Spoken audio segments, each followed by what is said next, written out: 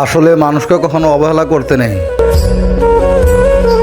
কারণ কে কখন কি হয়ে যায় তা কল্পনা করা যায় না। ঠিক আছে, সে যত গরিব হোক, মানুষ যত গরিব হোক, কখনো মানুষকে অবহেলা চোখে দেখতে নেই, কারণ অবহেলা জিনিসটা আসলে খুব এইটা ভালো জিনিস না। মানুষ গরিব হোক ধনী হোক, সবাই একই আল্লাহ দেওয়ার সৃষ্টি। তাই আমি মনে করি কি সবাই মিলেমিশে চলাটা ভালো, কারণ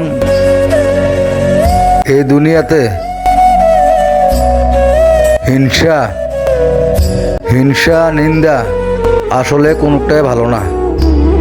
যার মনে কখনো হিংসা নিন্দা নাই, আল্লাহ তাকে পছন্দ করেন, তার পক্ষে সবসময় থাকেন। আর যে ব্যক্তি ধনী গরিব যাচাই করে চলাফেরা করে, আল্লাহ তাদেরকে ভালোবাসে না। কারণ ধনী গরিব কে সৃষ্টি করেছে?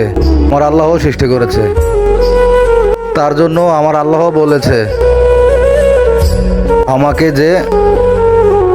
আমার বান্দাদেরকে যে লজ্জিত করবে, ছোট বড় হিসাব করবে, তাদেরকে আমি আল্লাহ কখনো ভালোবাসি না, এবং কি ভালোবাসবো না। কারণ